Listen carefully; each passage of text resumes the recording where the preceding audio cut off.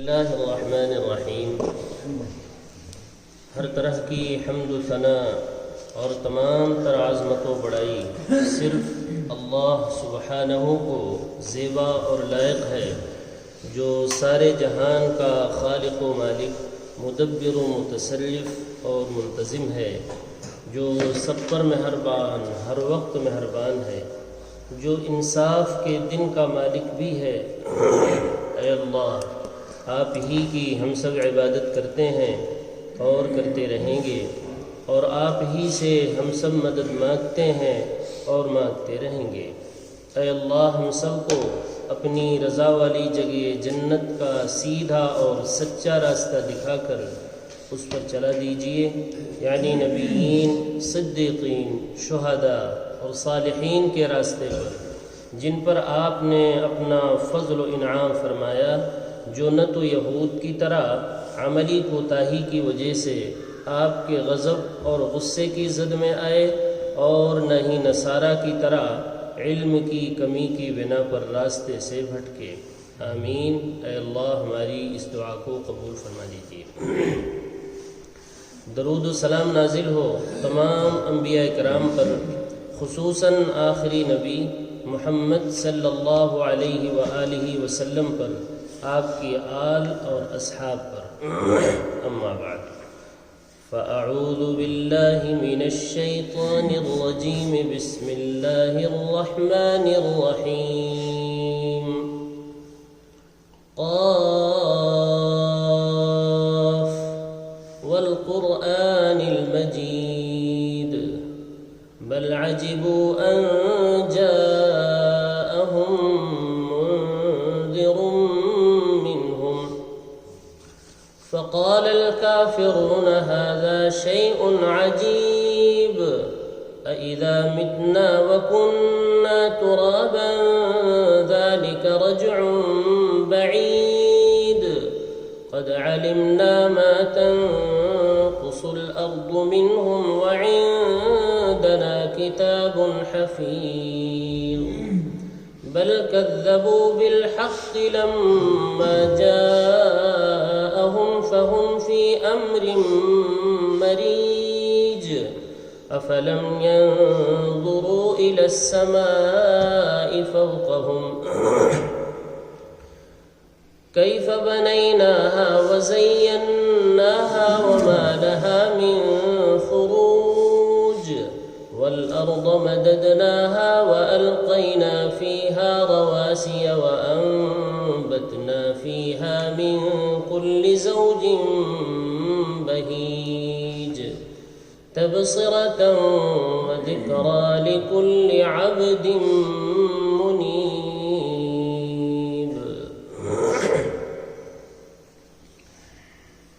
یہ سورہ قاف، سورہ نمبر 50 کی آیت نمبر 1 سے لے کر 8 تک۔ سورہ قاف اس کا کیوں نام ہے وہ پہلے ہی آ گیا، قاف سے ہی شروع ہو رہی ہے سورت، اور قاف یہ حروف مقطعات میں سے ہے۔ حروف مقطعات جس کو الگ الگ پڑھا جاتا ہے، جیسے پہلی تختی پڑھتے ہیں ہم، الف، با، تا، سا، یہ ہے حروف مقطعات، الگ الگ حرفوں کو پڑھنا، یا یوں کہیے حرفوں کو ان کے ناموں سے پڑھنا۔ پہلی تختے میں حرفوں کے نام بتائے جاتے ہیں۔ تو حروف مقطعات، قرآن کے بہت سی صورتوں کے شروع میں حروف مقطعات آتے ہیں۔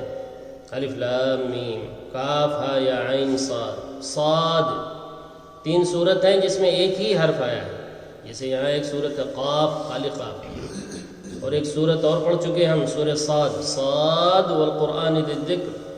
ایک صورت ابھی 29ویں پارے میں آئے گی، نون والقلم، وہاں بھی ایک ہی حرف ہے۔ دوبارہ یہ جو حروف مقطعات صورتوں کے شروع میں آتے ہیں، اس کا معنی اور مطلب اللہ کے سوا کوئی نہیں جانتا، کسی کو بھی نہیں پتا کہ قاف کے کیا معنی ہیں، صرف اللہ ہی جانتا ہے۔ یہ اللہ نے عربوں کو عاجز کرنے کے لیے یہ بھی رکھ دیا ہے کہ کوئی کلام کائنات میں ہے جو اس طرح شروع ہوتا ہو؟ نہیں۔ وہ اس پر بہت حیرت کرتے تھے کہ قاف کے کیا معنی ہے۔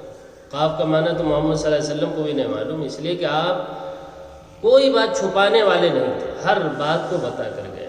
کوئی چیز اگر آپ کو بتائی گئی آپ نے نہ بتایا ہو امت کو، یہ ہو ہی نہیں سکتا۔ وما هو علی الغیب بضنین، غیب کی باتوں پر بخیلی کرنے والے محمد نہیں تھے، ساری باتوں کو بتا کر کے گئے ہیں۔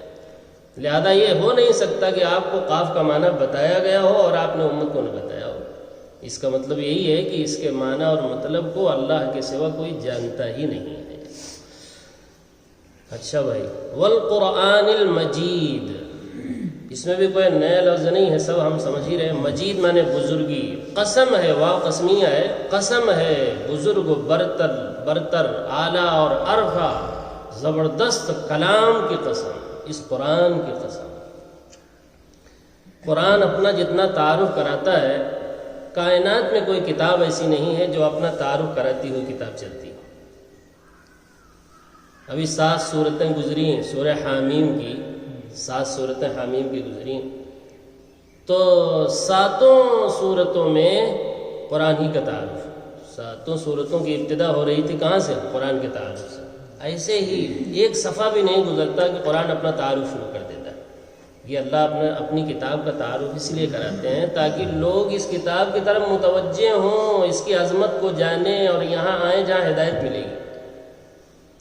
محمد صلی اللہ علیہ وسلم کو تو کہا گیا ما کنت تدری ما الکتاب ولا الایمان، 25ویں پارے میں پڑھ چکے ہیں۔ آپ اس کتاب کے نازل ہونے سے پہلے نہ تو یہ جانتے تھے کہ کتاب کیا چیز ہوتی ہے، نہ یہ جانتے تھے کہ ایمان کی حقیقت کیا ہے۔ اور آج اہل ایمان کو بغیر اس کتاب کے ایمان مل جائے گا؟ خام خیالی ہے لوگوں کی ہے۔ جو ایمان اللہ کو مطلوب ہے وہ اس کتاب کے بغیر ممکن نہیں ہے، ممکن نہیں ہے۔ دیکھ لیجئے گا، مرنے کے بعد پتہ چل جائے گا ہماری ایمان کی حقیقت کیا ہے۔ محمد صلی اللہ علیہ وسلم کو تو اس کے بغیر ایمان کی حقیقت کا پتہ ہی نہ چلے، اور ہم اور آپ آج کل کے لوگوں کو بغیر اس کتاب کے ایمان پتہ چل جائے گا، ایمان کی حقیقت کا علم ہو جائے گا، ممکن ہی نہیں ہے۔ یہ لوگوں کو جو ہے دھوکہ لگا ہوا ہے، دھوکہ لگا ہوا ہے۔ اور ایک جگہ، اچھا اس سورت کا ختم بھی، آخری جو آیت ہے آیت نمبر 45، اس میں بھی قرآن کا تعارف، سبحان اللہ۔ سورت کی ابتدا بھی ہو رہی ہے کہاں سے؟ قرآن کے تعارف سے، اور سورت کا ختم بھی ہو رہا ہے کس سے بھائی؟ قرآن ہی کے تعارف سے، سبحان اللہ و بحمدہ۔ دیکھ لیجیے آیت نمبر 45 ہے، آخر میں کیا کہا گیا؟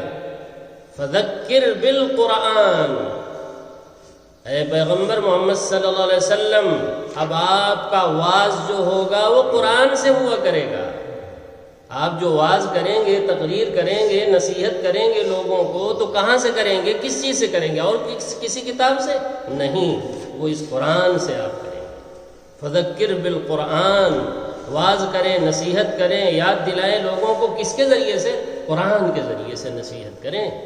من یخاف وعید، جو میرے وعید سے ڈرے گا وہ اس سے بہت کچھ ملے گا، اور جو نڈر ہے اس کو کچھ کہیں سے کچھ نہیں ملنا ہے۔ من یخاف وعید، جو میرے وعدے سے وعید سے ڈرتا ہوگا اس کے لیے تو سب کچھ یہی قرآن ہے۔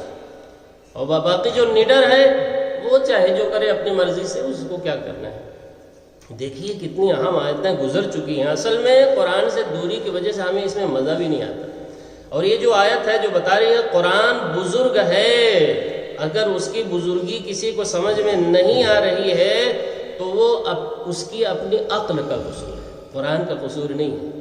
قرآن تو ہے ہی بزرگ، کیوں؟ اس لیے کہ اللہ خود کہہ رہے ہیں نا، یہ بزرگ قرآن، مجید مانے بزرگی والا، برتری والا، عظمت والا، شرف والا قرآن ہے۔ اس کے شرف اور عزت والا ہونے میں تو کوئی شک ہی نہیں ہے۔ اگر کسی کو شک ہو رہا ہے تو وہ اس کی اپنی کوتاہی، عقل کی کوتاہی، اس کی اپنی بیوقوفی، اس کی اپنی کم عقلی کی وجہ سے ہو رہا ہے، ورنہ قرآن میں تو انگلی رکھنے کی جگہ نہیں ہے کہیں۔ یہ وہ قرآن ہے بھائی۔ کبھی کسی نے نہیں سنا ہوگا کہ قرآن ضعیف، قرآن موضوع، سنا ہے؟ قرآن کی ایک قسم ہے صرف، اور حدیثوں میں چلے جائیں بے شمار قسمیں ہیں۔ قرآن حدیث ضعیف بھی ہوتی ہے، حدیث من گھڑت بھی ہوتی ہے، اور میں بارہا من گھڑت حدیثیں سنایا ہوں، پھر سن لیجئے۔ مشہور ہے ایک حدیث، کیا؟ سور المؤمن شفاء، مومن کے جھوٹے میں کیا ہے بھائی؟ شفا ہے. سنے ہوں گے نا, بہت لوگوں کو یاد ہوتی ہے. موضوع ہے, من گھڑت لوگوں نے گھڑا ہے اس حدیث کو, اس کی کوئی حقیقت ہی نہیں.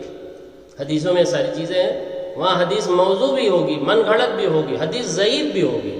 اچھا جو صحیح ہے اس میں بھی کئی درجے لوگوں نے بنائے ہیں. 4 درجے تو ابھی سن لیجئے. صحیح لذاتی ہی اعلیٰ درجے کی صحیح, صحیح لغیری ہی جو اس سے کم درجے کی صحیح ہے, صحیح حسن لذاتی ہی اس سے بھی کم درجے کی صحیح ہے, حسن لغیری اس سے بھی کم درجے کی صحیح ہے. سبحان اللہ, دیکھا آپ نے. اور قرآن کی ایک قسم ہے کیا, لا ریب فی, اس کی کسی بھی بات میں کوئی شک اور کوئی شبہ کی گنجائش ہے ہی نہیں. کسی بھی بات سب جو ہے لوہا لاٹ اور ایک درجے کی صحیح. ایسا نہیں ہے کہ کوئی بات, کوئی آیت کم صحیح ہے تو کوئی زیادہ صحیح ہے, نہ سب لا رہی ہے, اور اسی کی طرف ہم آنے کے لیے تیار نہیں ہیں. یہ باتیں جیسے کاٹتی ہیں لوگوں کو, اس کو سننا ہی نہیں چاہیے. منافق قرآن سے بہت بھاگتے تھے. ایسا لگتا ہے کہ زیادہ تر ایمان کا دعویٰ کرنے والوں کے اندر نفاق ہی ہے. قرآن سے بہت گھبراتے تھے, کہتے تھے ایت بقرآن غیر ھذا, اے محمد اس قرآن کے علاوہ کوئی قرآن بیان کرو. یہ اچھا نہیں لگتا, مزہ نہیں آتا اس میں کہاں سے مزہ آئے گا بھائی, اس میں تو حقیقت بیان ہے, حقیقتوں کا بیان ہے, اس میں مزہ نہیں آنا ہے. اللہ کا پروگرام سمجھو کہ اس میں ہے کیا, تاکہ آگے جو ہے بچ سکو, کامیابی حاصل کر سکو, اس لیے سنو اسے. جب ان کے سامنے تلاوت ہوتی تو قرآن کے 11ویں پارے میں آیت گزر چکی ہے, وَإِذَا تُتْلَى عَلَيْهِمْ آيَاتُنَا بَيِّنَاتٍ قَالَ الَّذِينَ لَا يَرْجُونَ لِقَاءَنَا, کیا کہتے تھے, ایت بقرآن غیر ھذا, اس قرآن کے علاوہ کوئی قرآن ہے, او بدل ہے, یا اگر اسی کو سنانا ہو تو تھوڑا تبدیلی کرو, بہت سخت قرآن ہے. یہ تو اپنے علاوہ کسی کو کچھ مانتا ہی نہیں, یہ کہتا ہے کہ یہیں آؤ اور کہیں تمہیں کامیابی نہیں ملے گی. یہ قرآن یہ کہتا ہے. محمد صلی اللہ علیہ وسلم کو کیا کہا گیا, یا ایھا الرسول بلغ ما انزل الیک من ربک, اے رسول جو باتیں آپ کی طرف نازل کی جا رہی ہیں اس کو آپ پہنچائیے. بلغ, اس کی تبلیغ کیجیے, جو ہم نے نازل کیا ہے اوپر سے آسمان سے اس کی تبلیغ کیجیے. اور فرمایا وَإِن لَّمْ تَفْعَلْ فَمَا بَلَّغْتَ رِسَالَتَهُ, اگر آپ نے اس چیز کو نہیں پہنچایا تو آپ نے تبلیغ کا حق ادا ہی نہیں کیا.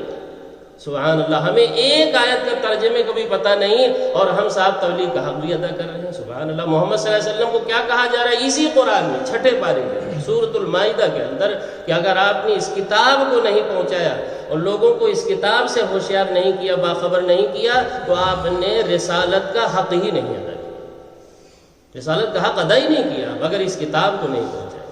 اور کیا کہا گیا, فَاسْتَمْسِكْ بِالَّذِي أُوحِيَ إِلَيْكَ, اے پیغمبر آپ بھی اس کتاب کو پکڑیے, پہلے آپ پکڑیے اس کو.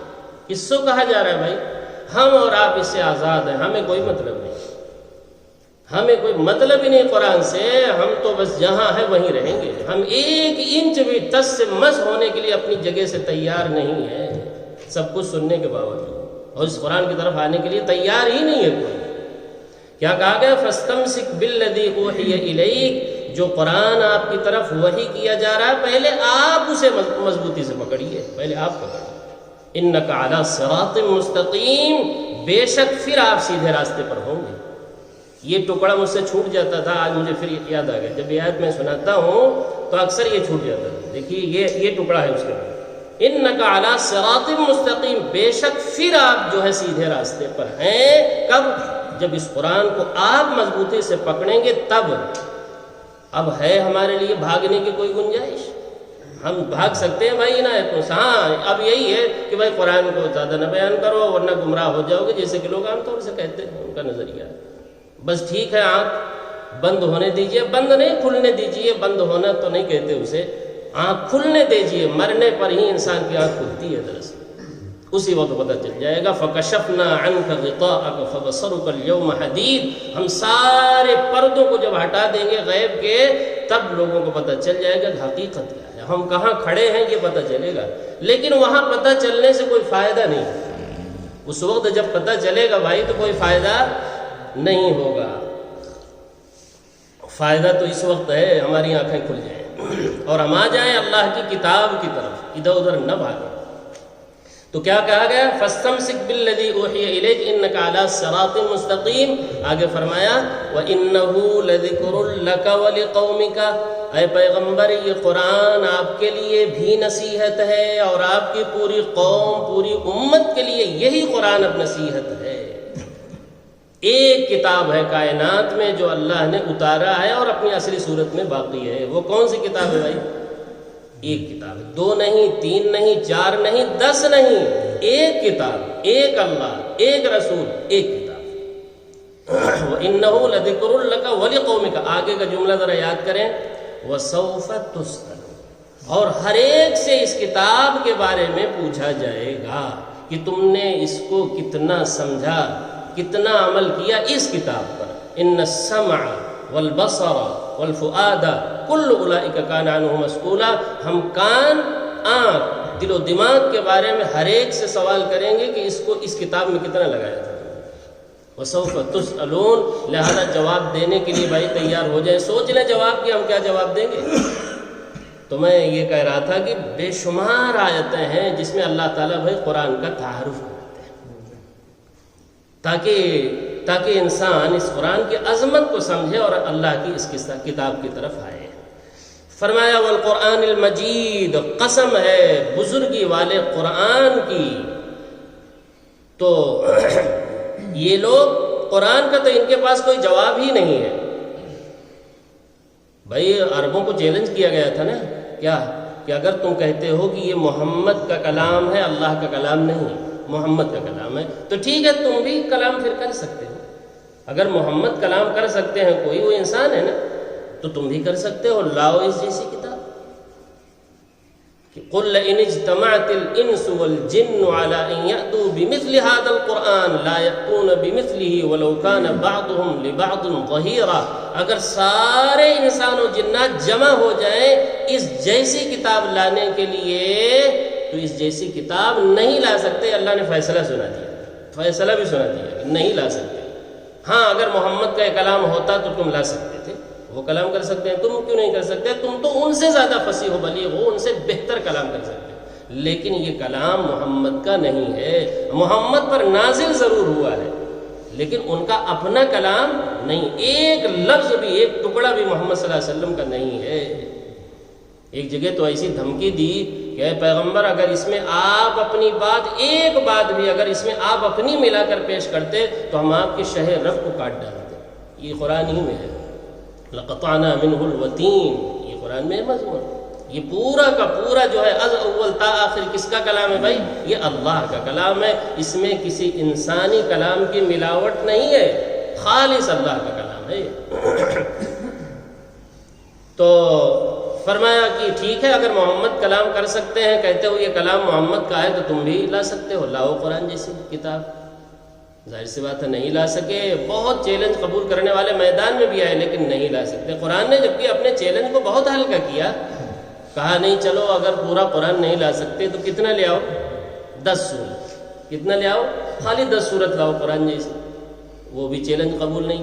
قرآن نے اپنے چیلنج کو تھوڑا اور ہلکا کر دیا، کہا 10 نہیں، فاتو بسورہ، 1 سورت لے آؤ قرآن جیسی. بہت بڑی بات ہے بھائی.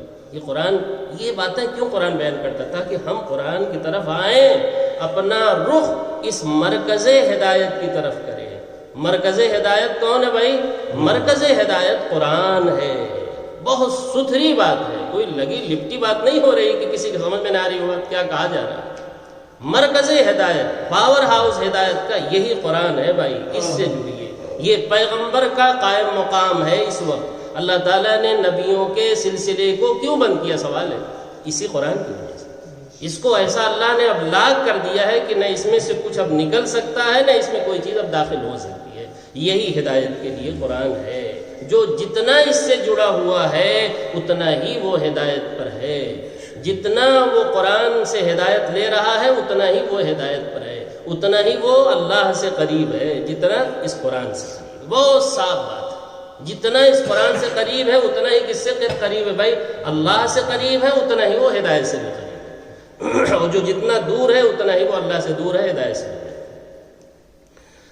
تو قرآن نے اپنے چیلنج کو ہلکا کیا، پھر بھی چیلنج قبول کرنے کے لیے کوئی آیا نہیں. تو جب یہ چیلنج قبول نہیں کر سکے تو کیا کہنے لگے؟ یہ جو ہے اساطیر الاولین ہے، یہ پہلوں کی باتیں ہیں، فرسودہ باتیں ہیں، یہ جادو ہے، یہ فلاں ہے، یہ کاہن کا کلام ہے، یہ شاعر کا کلام ہے، اس طرح کی باتیں کرنے لگے۔ اللہ نے کہا بات دراصل یہ نہیں ہے، اگر شاعر کا کلام ہوتا تو تم بھی تو شاعر تھے، لاؤ بنا کے، نہیں لا سکے۔ تو یہ تو ان کی باتیں ہیں جو بنا رہے ہیں، بات دراصل یہ ہے، بل عجیبو، بلکہ انہیں تعجب اس بات پر ہے۔ قرآن وہ جانتے ہیں کہ جیسا کلام ہم نہیں پیش کرتے، انہیں پتہ ہے اچھی طرح، لیکن تعجب تو انہیں اس بات پر ہے، مشرکین مکہ کو کس بات پر تعجب ہے کہ ان جاءہم منذر منہم، کہ ان کے پاس ایک منذر، ایک ڈرانے والا انہی میں سے کیسے آ گیا۔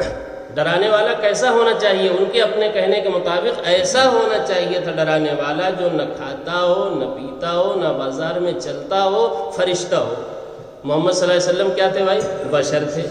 تو ان کو یہی تعجب ہو رہا تھا، بشر بھرا ڈرانے کے لیے ہم ہی میں سے ایک شخص نکلتا ہے اور کھڑے ہو کر کہتا ہے کہ ہم پیغمبر ہیں، رسول ہیں، ہم پر ایمان لاؤ، ہم پر آسمان سے وحی اترتی ہے۔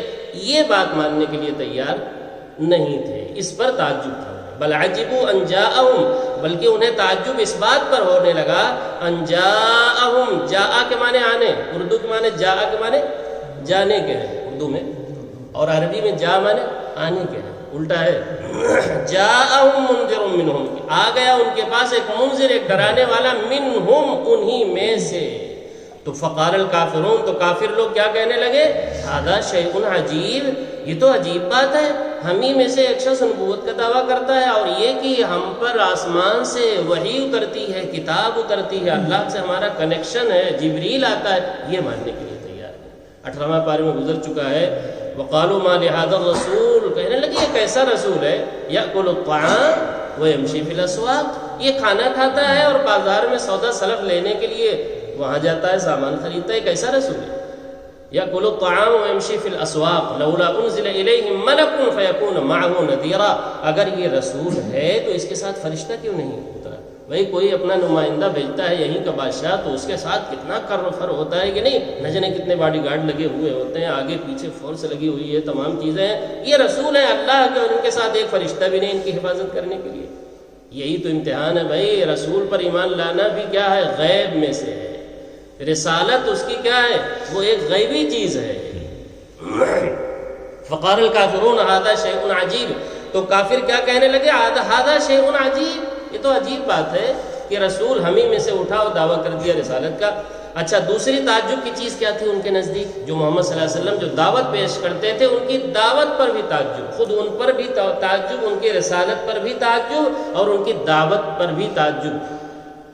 ان کی دعوت کیا تھی کہ بھائی جب مر جاؤ گے، مٹی ہو جاؤ گے، ایک دن اٹھایا جائے گا، حساب و کتاب ہوگا، جو کچھ بھی دنیا میں اعمال کیے ہو، اچھے یا برے، اللہ کے سامنے کھڑے کیے جاؤ گے، اور ایک ایک عمل، ایک ایک بول کا بدلہ ملے گا۔ اچھا عمل کیے ہو تو جنت، اور برا عمل کیے ہو دنیا میں تو جہنم، یہ دعوت تھی۔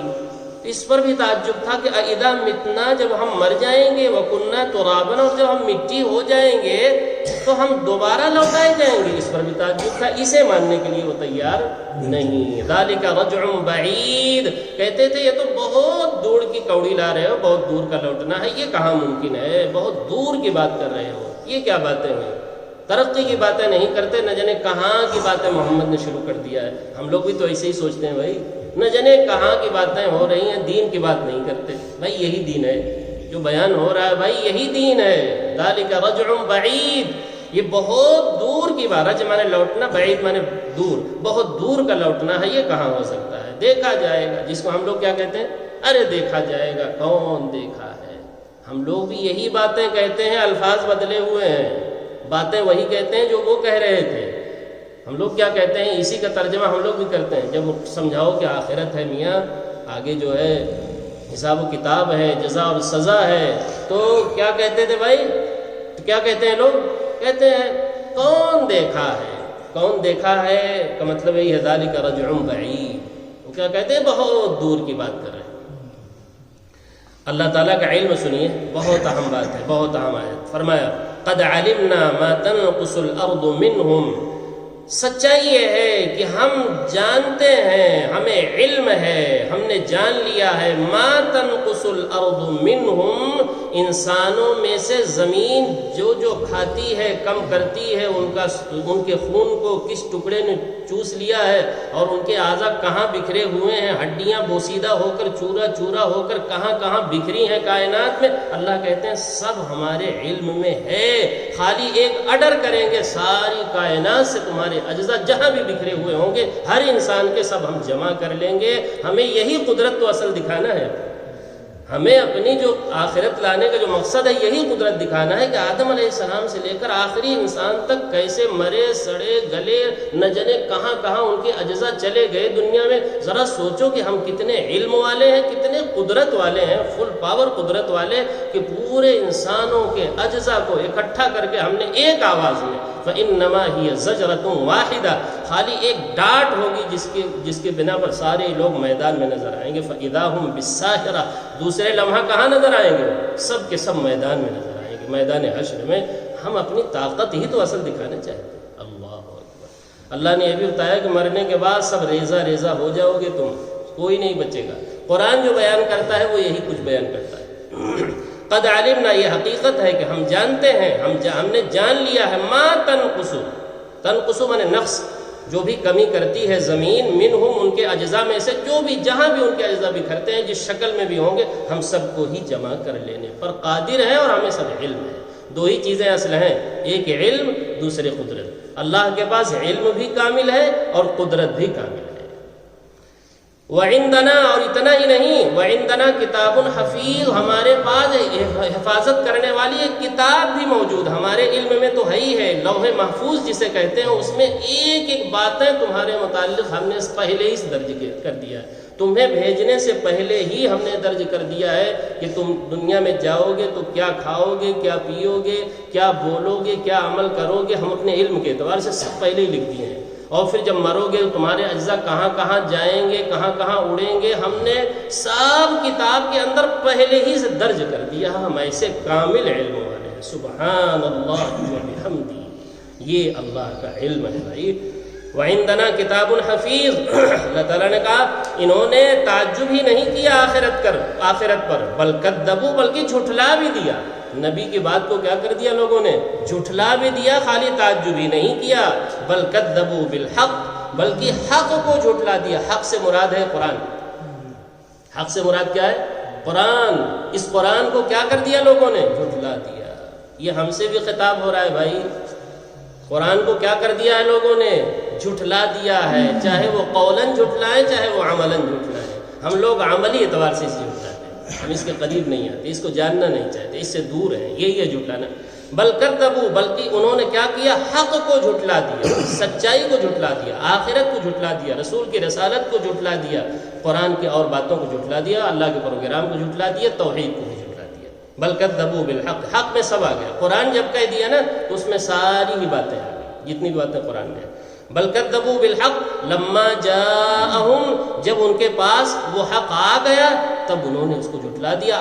آنے سے پہلے تو کوئی مسئلہ نہیں جانتے نہیں، لیکن جب آ گیا تب تو ماننا چاہیے۔ لما جاءہم فہم فی امر مریج، پھر طرح طرح کی باتوں میں اور الجھنوں میں خود مبتلا ہو گئے۔ کبھی تو محمد صلی اللہ علیہ وسلم کو کہتے تھے شاعر ہیں، کبھی کہتے تھے کاہن ہیں، کبھی کہتے تھے مجنوں ہیں، یہ سب قرآن نے نقل کیا۔ اگلی جو صورت آ رہی ہے اس میں صاحب اللہ بتائیں گے کہ محمد صلی اللہ علیہ وسلم کو کیا کیا لوگ کہتے تھے۔ کوئی مجنوں کہتا تھا، کوئی ساحر کہتا تھا، کوئی افطرا باز مفتری کہتا تھا، کوئی کچھ تو کوئی کچھ۔ ایک باتیں ہیں تو گویا خود نہیں فیصلہ کر پا رہے تھے یہ ہیں کیا، اس لیے کہ وہ خود جو ہے الجھنوں میں، پریشانیوں میں۔ حق کے جھٹلانے کے بعد انسان الجھن میں مبتلا ہوتا ہے۔ جب کوئی بھی انسان سچائی کو جھٹلائے گا، حق کو جھٹلائے گا، وہ طرح طرح کی پریشانیوں میں، الجھنوں میں پڑا رہے گا، کسی بات پر وہ پہنچ ہی نہیں سکتا۔ آگے اللہ رب العزت بہت اہم بات ہے، اللہ تعالیٰ کہتے ہیں تمہارے سامنے تم اس پر ہی تعجب کیوں کرتے ہو؟ یہ آسمان کم تعجب کی چیز ہے؟ جب اتنی زبردست تعجب کی چیز تمہارے سامنے ہے، تم مان رہے ہو، دیکھ رہے ہو، تو دوبارہ اٹھایا جانا یہ اگر تعجب کی چیز ہے تو کیوں نہیں مانتے؟ دوبارہ اٹھایا جانا تعجب کی چیز ہے نا۔ یہ آسمان کا بے ستون کھڑا ہونا کیا تعجب کی چیز نہیں؟ یہ ستاروں اور سیاروں کا فضا کے اندر تیرنا کہ کیا کوئی تعجب کی چیز نہیں؟ سورج زمین سے کتنا لاکھ گنا بڑا ہے؟ سائنسدان لوگ جو بتاتے ہیں وہ ہے 13 لاکھ گنا بڑا جی، اور یہ فضا میں تیر رہا ہے، زمین سے 13 لاکھ گنا بڑا سورج یہ فضا میں اللہ کے حکم سے کیسے تعجب خیز انداز میں تیر رہا ہے؟ سوچو، جب یہ ساری تعجب کی چیزیں ہو رہی ہیں، تمہاری نظروں کے سامنے ہو رہی ہیں، تو دوبارہ اٹھایا جانا بھی اگر تعجب کی چیز ہے تو کیوں نہیں ہو جائے گی بھائی؟ ساری تعجب کی چیز، بلکہ دنیا میں جتنی بھی چیزیں سب تعجب ہی کی ہیں۔ انسان کا ایک ذرا سے قطرے سے اتنا خوبصورت زندہ جاوید اور صلاحیتوں والا بن جانا کوئی تعجب کی چیز نہیں ہے؟ بہت بڑی تعجب کی چیز ہے، وہ بھی الگ الگ شکلوں میں بن جانا کتنی تعجب کی چیز ہے۔ ساری چیزیں ہو رہی ہیں، دوبارہ اٹھایا جانا کیوں نہیں ہو سکتا ہے؟ بالکل ہو جائے گا۔ افلم ينظروا، کیا انہوں نے دیکھا نہیں، غور نہیں کیا، الی السماء، آسمان کی طرف، فوقہم، جو ہم نے ان کے اوپر ہی بنا رکھا ہے، فرجع البصر، نگاہ اٹھاؤ، ہے کوئی ستون؟ اتنی زبردست چھت، کائنات میں کوئی چھت بغیر ستون کے دیکھی گئی ہے؟ نہیں، چھوٹی سے چھوٹی چھت بھی ہوگی، کوئی پلر ہوگا، دیواروں کا سہارا ہوگا، لیکن اللہ کیسا قادر مطلق ہے کہ اس نے زبردست چھت کھڑی کر رکھی ہے بغیر کسی ستون کے۔ فوقہم، اور یہ ان کے اوپر ہی ہے، کیف بنیناہا، کیسے ہم نے اس کو بنا کے کھڑا کر دیا ہے، وزیناہا، اور ہم نے اس کو مزین کر دیا ہے۔ ذرا رات میں دیکھو نا کتنا خوبصورت منظر ہوتا ہے آسمان کا، سبحان اللہ، کیسے لگتے ہیں چھت کے اندر اللہ نے قمقمے فٹ کر دیے، کتنا خوبصورت منظر ہوتا ہے۔ وزیناہا، اور وہ بھی تعجب ہی کی چیز ہے، بڑے بڑے سیارے یوں جو ہے چمک رہے ہوتے ہیں۔ وما لہا من فروج، اور آسمان کے اندر آج تک کبھی ریپیئرنگ کی ضرورت پڑی ایسی چھت؟ اللہ، یہ بھی تعجب ہی کی چیز ہے۔ وما لہا من فروج، کوئی پھٹن، کوئی شگاف، کوئی ٹوٹنا پھوٹنا اس چھت میں کبھی ہوا؟ کبھی بھی نہیں۔ اب آگے اللہ کی قدرت بیان ہوگی کافی دور تک انشاءاللہ۔ اگلا جو درس ہے وہ کل، بہت ہی اہم درس ہے، اور سورہ قاف ویسے بھی بہت اہم صورت ہے، بلکہ تمام ہی صورتیں اہم ہے بھائی، اس کو کہا جائے کم اہم ہے، پورا قرآن ہی اہم ہے۔ اللہ تعالیٰ سے دعا ہے کہ قرآنی باتوں کو پوری توجہ کے ساتھ، عظمت کے ساتھ، محبت کے ساتھ سننے کی، سمجھنے کی، اور پھر اس پر اخلاص کے ساتھ عمل کرنے کی توفیق عطا فرمائے۔ جب تک زندہ رکھے صحیح ایمان، صحیح اسلام پر زندہ رکھے، جب موت آئے تو صحیح ایمان، صحیح اسلام پر موت آئے۔